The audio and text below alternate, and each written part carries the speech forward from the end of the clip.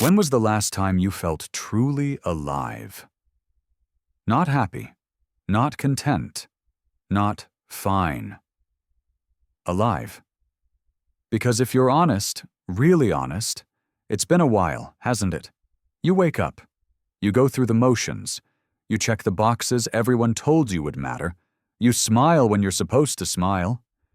You say you're grateful when people expect gratitude. But inside you're suffocating. You're suffocating in a life that looks good on paper but feels like wearing someone else's clothes every single day. Here's what nobody wants to admit. Most of us are sleepwalking through our own existence. We're so busy trying to be who we think we should be that we've forgotten who we actually are. We've traded our souls for approval, our authenticity for acceptance, our fire for safety. And we wonder why everything feels so damn empty. But what if I told you there's a way out? What if I told you that emptiness you feel isn't your enemy? It's your wake-up call? There was a man who felt that suffocation so deeply, he spent his entire life figuring out how to breathe again. His name was Albert Camus, and he discovered something that will shatter everything you think you know about happiness. Happiness isn't about finding your purpose. It's not about fixing yourself or getting your life together. Happiness is rebellion, and it starts the moment you stop apologizing for being human.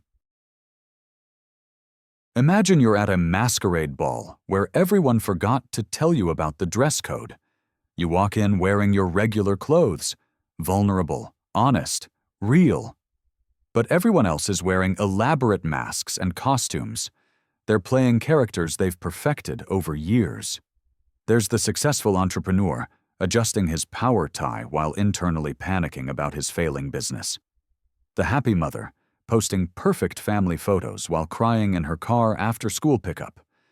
The spiritual guru, dispensing wisdom about inner peace while battling crippling anxiety every night. Everyone's dancing to music they don't actually like, following steps they memorized but never felt, speaking in voices that aren't their own. And you're standing there feeling completely out of place, like you missed some crucial memo about how to be a proper human being. But here's the thing that'll break your heart and set you free at the same time. Nobody actually received that memo. Every single person at this masquerade ball is terrified someone will discover they're making it all up. They're all wearing masks because they think everyone else knows something they don't. The successful entrepreneur learned to play that role because his father called him worthless. The happy mother performs joy because she's terrified of being seen as a failure. The spiritual guru teaches peace because he's never found it himself.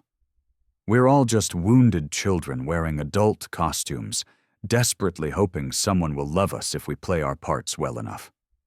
The tragedy isn't that we're all pretending. The tragedy is that we've pretended for so long, we've forgotten there's a real person underneath the mask. But what if you could take yours off? What if you could walk into that ballroom as yourself, messy, confused, beautifully imperfect you? What if the very thing you think makes you unworthy is actually what makes you free? This realization, that we're all improvising without a script, is what Camus called the absurd. But he didn't mean ridiculous or silly.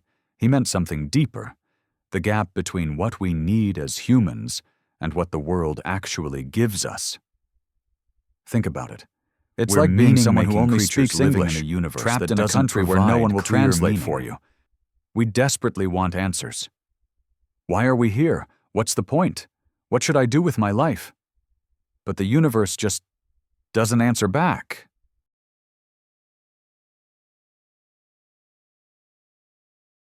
You keep asking questions, gesturing frantically, trying to make sense of what's happening, but the world keeps moving, completely indifferent to your confusion. That's the absurd. And here's what most people miss. Camus wasn't saying this to depress you. He was saying this to set you free. Because once you stop expecting the world to hand you a purpose, once you stop waiting for some cosmic authority to tell you what your life should mean, that's when you become free to create your own meaning. That's when rebellion begins. Let's talk about where most of us get stuck. We live like happiness is a destination, like meaning is something we're supposed to find, buried somewhere in the world, and our job is to dig until we uncover it. So we wait. We wait for the right relationship, the right career, the right amount of money, the right spiritual awakening. We think, once I figure out my purpose, then I'll be happy. Once I understand why I'm here, then I'll know how to live. But Camus would look at this and say, you're waiting for something that's never coming, not because you don't deserve it, but because it doesn't exist the way you think it does. The universe isn't hiding your purpose from you. There's no cosmic filing cabinet with your life's meaning stored inside, waiting for you to be worthy enough to receive it. The silence you feel when you ask, "What's the point?" isn't punishment. It's an invitation. An invitation to stop being a passenger in your own life and start being the driver. Before we get to the solution, let's talk about what most people do when they first feel this void. Because understanding what doesn't work is just as important as understanding what does. Camus saw 3 ways people try to escape the absurd. You'll probably recognize yourself in at least one of them. The first escape is numbing out. We kill parts of ourselves to avoid feeling the discomfort of not knowing.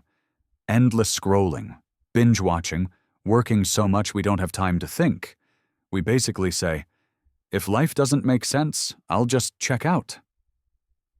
The second escape is false hope. We desperately grab onto belief systems or fantasies about the future to avoid sitting with the uncertainty of now. Everything will make sense once I get married, once I have kids, once I find my calling, once I move somewhere new. The third escape is overthinking. We try to think our way out of the absurd. We become obsessed with finding logical explanations for everything, creating complex theories about life, so we never have to actually live it messily. Here's the problem with all 3. They require you to turn away from your own experience. They ask you to reject what it actually feels like to be human in this world. But Camus discovered a 4th option, one that changes everything. Instead of escaping the absurd, we can revolt against it, not by denying it exists, but by refusing to let it defeat us. By saying, okay, life might not have inherent meaning, but I'm going to live it fully anyway. This revolt has 3 parts, and this is where it gets practical for your daily life. First, revolt. This means refusing to accept that meaninglessness equals hopelessness. It means saying, even if I don't understand why I'm here, I'm here. Even if I don't know the point, I'm going to engage fully with this moment. Revolt is waking up every morning and choosing to participate in your life. Not because you have all the answers, but because you have this one precious day. Second, creation. This is where you stop waiting for meaning to be delivered and start making it yourself. Not in some grand cosmic sense, but in small daily acts. The way you make your coffee in the morning, the kindness you show a stranger, the art you make, even if no one sees it, the conversations you have, the risks you take, the love you give. You become the author of your own significance. Third, passion. This means saying yes to intensity, to feeling, to the full spectrum of being human. Instead of protecting yourself from disappointment by staying numb, you let yourself care deeply about things, even knowing they won't last forever. You love people knowing you'll lose them. You pursue dreams knowing you might fail. You feel everything, knowing it's temporary. This is what Camus meant when he said happiness is rebellion. It's not the happiness of having all your questions answered. It's the happiness of dancing in the question marks. Let me pause and speak to what this might be bringing up for you. If you're feeling scared right now, that's normal. The idea of creating your own meaning instead of finding it can feel overwhelming. Wait, no one's going to tell me what I'm supposed to do with my life? I have to figure it out myself? Yes. And that's both terrifying and beautiful. If you're feeling angry, that's normal too. Maybe angry at the people who promised you life would make sense if you just followed the rules. Maybe angry at yourself for waiting so long for permission to live. That anger? That's the beginning of revolt. And if you're feeling relief, like finally someone is telling you the truth about how confusing this whole being human thing is, that's your soul recognizing something it's always known, but was afraid to admit. The emptiness you feel isn't evidence that you're doing life wrong. It's evidence that you're awake. It's evidence that you're too real to pretend shallow pleasures are enough. The void isn't your enemy. It's your teacher. It's showing you exactly where you've been giving your power away to external sources of meaning, so you can take it back. Camus told a story that captures this perfectly. About Sisyphus, this guy from Greek mythology condemned to push a boulder up a mountain forever. Every time he gets close to the top, the boulder rolls back down. He has to start over. Forever. Most people hear this and think, that sounds like hell. But here's what Camus saw. The moment when Sisyphus walks back down the mountain to get his boulder. That moment when he's free from the weight, when he can see the landscape, when he can choose how to walk.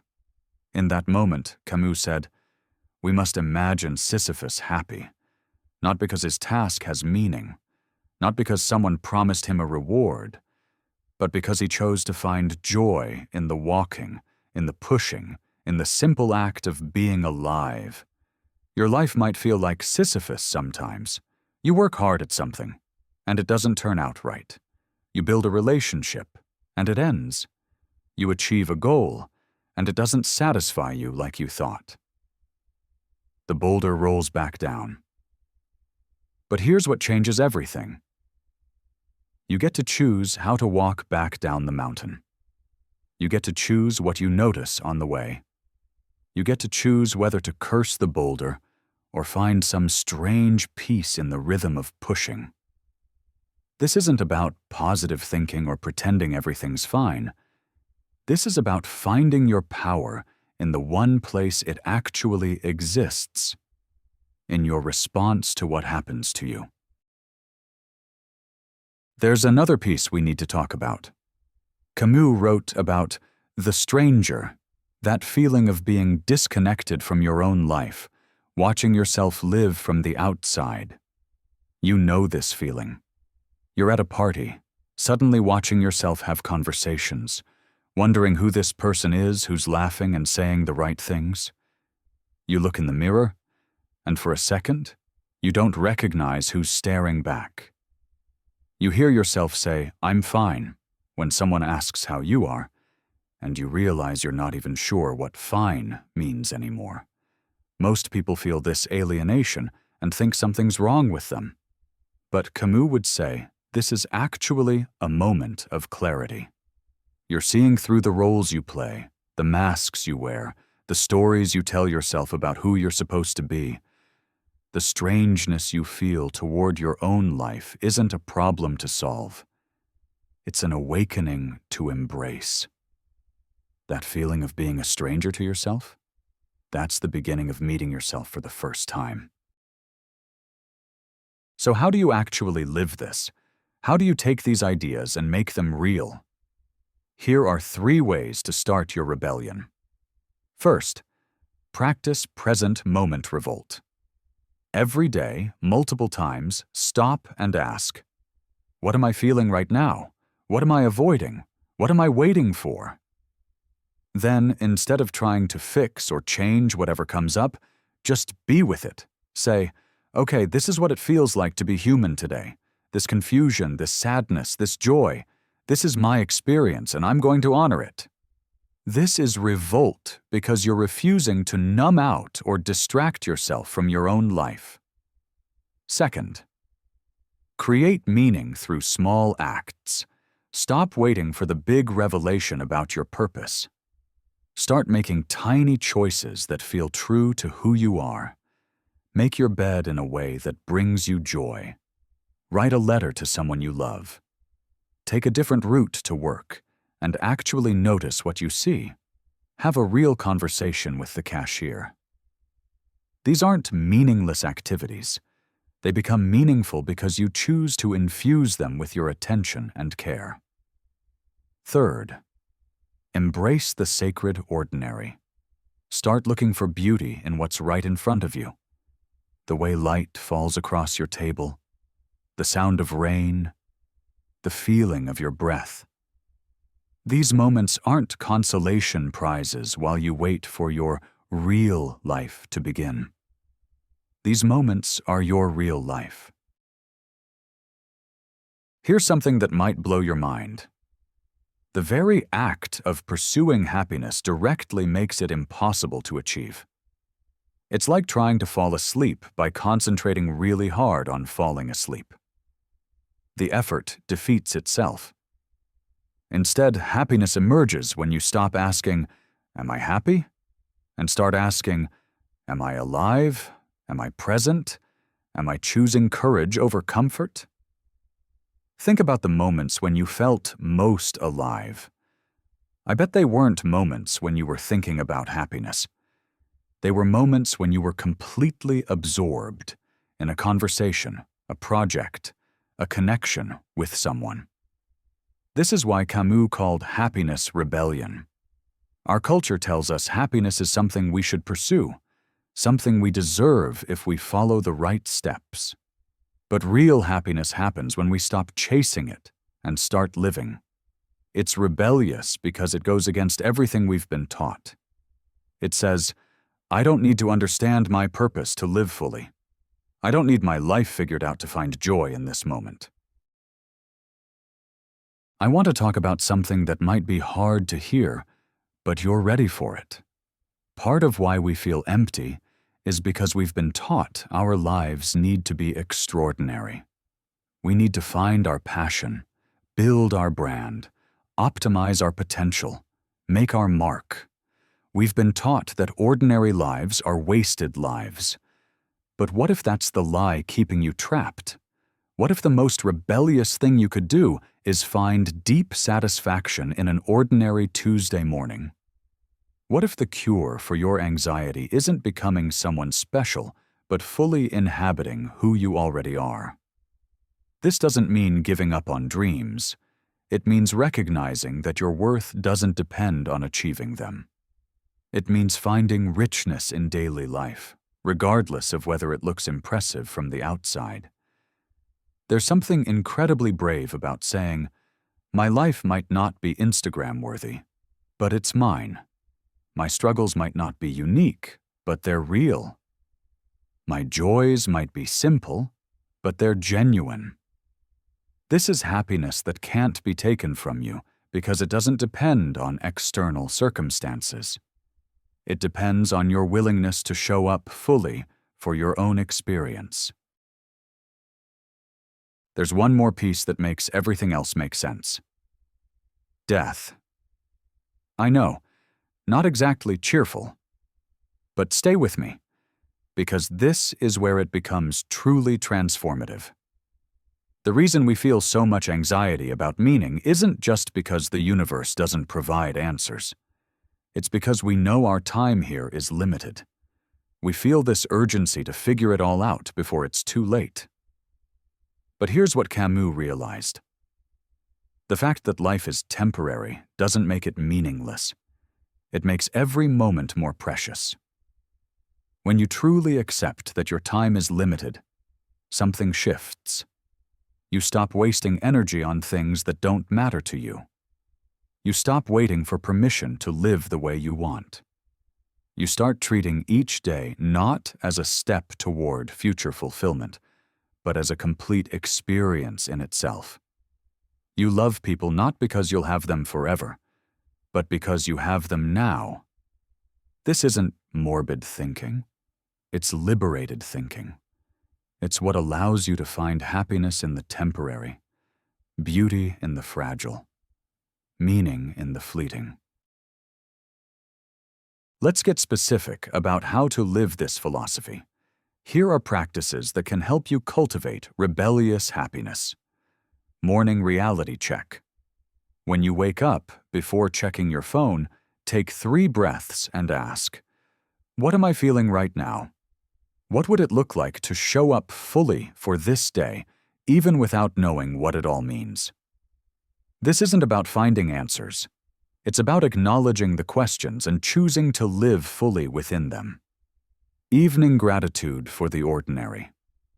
Before bed, instead of gratitude for big things, practice gratitude for 3 completely ordinary moments. The warmth of your coffee, sunlight on your window, the texture of your sweater. This trains your attention to find richness in the simple. Weekly meaning making. Once a week, do something with no purpose except the joy of doing it. Draw a picture no one will see. Dance in your living room. Write a poem. Have a long conversation about nothing important. This is practicing creation for its own sake.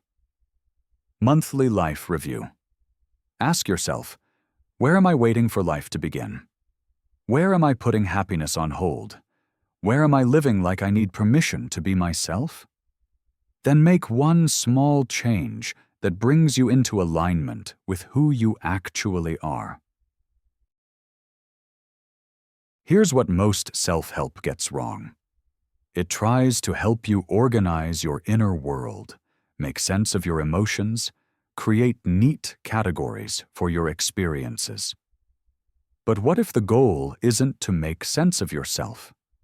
What if the goal is to accept yourself as you are? Messy, contradictory, beautifully human. Your psyche isn't a puzzle to solve. It's a mystery to live. This doesn't mean you shouldn't heal or grow. It means recognizing that even after all the healing, you're still going to be a gloriously imperfect human. You're still going to have days when nothing makes sense. And that's not failure, that's humanity. The rebellion isn't about transcending these feelings. It's about saying, these feelings are part of my experience, and my experience has value simply because it's mine. Here's the paradox that changes everything. When you stop needing life to have cosmic significance, you start treating every moment as if it has cosmic significance. When you stop waiting for someone to tell you your feelings matter, you start honoring them like they're the most important thing in the world. When you stop needing external validation, you start making choices that feel deeply true. This is the transformation Camus discovered. The cure for meaninglessness isn't finding meaning. It's living as if everything matters while knowing nothing has to matter. It's caring deeply while holding lightly. It's investing fully while accepting impermanence. It's creating beauty without needing it to last forever. This is what it means to be fully human. Not transcending the human condition, but diving so deeply into it that you find the sacred in the ordinary, the eternal in the temporary. So here we are. If you've stayed with me this long, there's something in you that recognizes the truth of what we've explored. You are not broken. You are not behind. You are not doing life wrong. You are a meaning-making creature in a universe that doesn't provide ready-made meanings. You are a love-seeking being in a world that doesn't guarantee love. You are a temporary arrangement of stardust that became conscious enough to wonder about its own existence. That's not a tragedy. That's a miracle. The emptiness you feel isn't evidence of failure. It's evidence of your depth. It's evidence that you're too honest to settle for shallow answers. Your confusion isn't a problem to solve. It's an invitation to live more fully in the questions. Your uncertainty isn't weakness. It's openness. Your searching isn't proof something's missing. It's proof you're alive. The rebellion starts now. With this moment, this breath, this choice to engage fully with your life as it actually is, not as you think it should be. It starts with saying yes to your experience, all of it, the joy and sorrow, the clarity and confusion, the love and loneliness. Because this experience is yours. And it's enough. Not because someone told you it's enough, but because you choose to make it enough. Not because it makes perfect sense, but because you choose to find meaning in the mystery. This is your invitation to join the rebels, the ones who choose happiness not despite the absurd, but because of it. The ones who create meaning not because they found it, but because they had the courage to make it themselves. The ones who dance not because the music makes sense, but because they have bodies that can move and hearts that can feel and this one precious life to live. Welcome to the rebellion. Welcome to your life. If this spoke to you, take a few minutes today and write about this. Where in my life have I been waiting for permission to be happy? Where have I been putting my joy on hold? And what would it look like to choose one small act of rebellion against that waiting? One way I could say yes to life exactly as it is right now. Write without editing. Write without trying to find the perfect answer.